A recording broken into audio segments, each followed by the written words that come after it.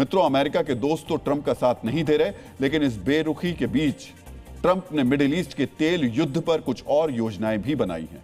आज आपको इसकी जानकारी भी होनी चाहिए। मित्रों, ईरान ने जिस तेल को मिडिल ईस्ट में हथियार बनाया, अमेरिका की योजना ईरान के उसी तेल भंडार पर कब्जा करने की है। हमने आपको 14 मार्च के डीएनए विश्लेषण में बताया था किस तरह अमेरिका ने ईरान के खार्क द्वीप पर बड़ा हवाई हमला किया, जिस द्वीप से ईरान 90% तेल का निर्यात करता है। वहां पर मौजूद नौसैनिक और सैन्य अड्डों को नष्ट कर दिया। लेकिन अमेरिका ने यहां पर मौजूद ऑयल टैंकर्स पर कोई हमला नहीं किया, ना ही तेल भंडारण के केंद्रों को निशाना बनाया था।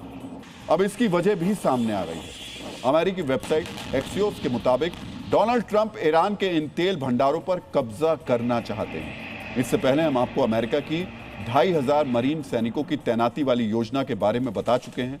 अब खबर आई है कि जापान में तैनात अमेरिकी मरीन कमांडोज की यूनिट मिडिल ईस्ट के लिए रवाना कर दी गई है।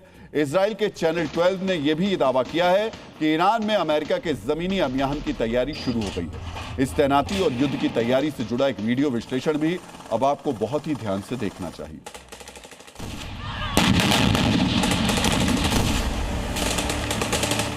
अमेरिका के सबसे खतरनाक मरीन कमांडो पानी और जमीन दोनों पर चलने में सक्षम सैन्य होवरक्राफ्ट के जरिए समंदर से बीच पर आते हुए दिख रहे हैं।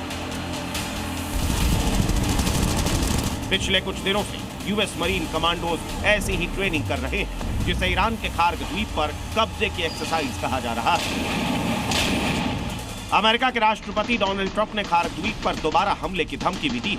कहा जा रहा है दूसरे हमले में खार्क द्वीप पर मौजूद ईरान की बची खुची सैनिक क्षमताओं को नष्ट किया जाएगा। इसके बाद मरीन कमांडोज खार्क द्वीप पर कब्जा करेंगे। अमेरिका की तैयारी का एक और वीडियो सामने आया है। ये वीडियो रेगिस्तानी इलाके में एक कार से रिकॉर्ड किया है।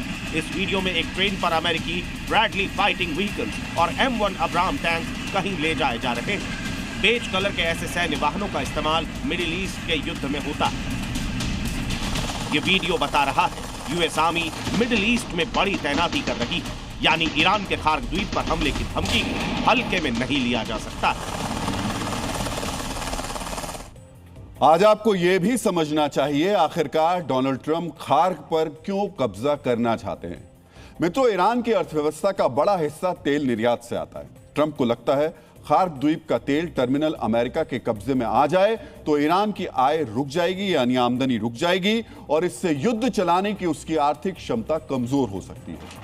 यानी ईरान को झुकाने के लिए खार्क पर कब्जा सबसे ज्यादा जरूरी है। लेकिन ईरान ने अमेरिका को बड़ी धमकी दी है। ईरान ने साफ साफ कहा कि अगर खार्क पर हमला हुआ तो वो मिडिल ईस्ट का पूरा तेल जला देगा। ईरान लगातार सऊदी, कतर, यूएई और बहरीन के तेल डिपो और ऑयल रिफाइनरी पर हमले कर रहा है। आज आपको समझना चाहिए, ईरान ने जिस तरह तेल को अपना सबसे बड़ा हथियार बना लिया है। ईरान ने सबसे पहले हॉर्मुज की नाकेबंदी की।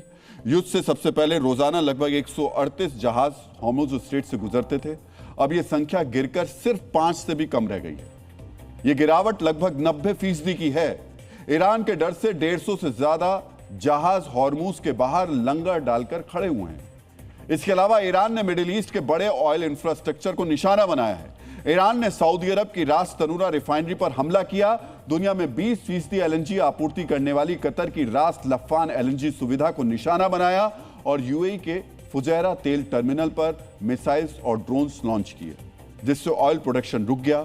कतर ने भी सबसे बड़े एलएनजी प्लांट को बंद कर दिया। इसी वजह से अंतर्राष्ट्रीय ऊर्जा एजेंसी यानी IAEA को इतिहास में पहली बार 400 मिलियन बैरल तेल आपातकालीन भंडार से रिलीज करना पड़ा, जारी करना पड़ा। लेकिन यह दुनिया की कुल खपत का केवल 4 दिन का तेल है। मित्रों, अंतर्राष्ट्रीय ऊर्जा एजेंसी की मार्च में जारी रिपोर्ट और भी ज्यादा परेशान करने वाली है। इस रिपोर्ट में मौजूदा संकट को वैश्विक तेल बाजार के इतिहास का सबसे बड़ा सप्लाई संकट बताया गया है। मार्च 2026 में वैश्विक तेल सप्लाई में लगभग 8 मिलियन बैरल प्रति दिन की गिरावट का अनुमान है, जो वैश्विक सप्लाई का लगभग 10% है। मित्रों, 1973 तेल संकट में सिर्फ 5% सप्लाई शॉक से कीमतें 4 गुना हो गई थी उस वक्त भी मिडिल ईस्ट में युद्ध छिड़ा था। 2022 में रूस यूक्रेन युद्ध शुरू हुआ। इसमें सिर्फ 3 से 4% सप्लाई पर असर पड़ा, लेकिन तेल की कीमत $120 प्रति बैरल तक पहुंच गई थी।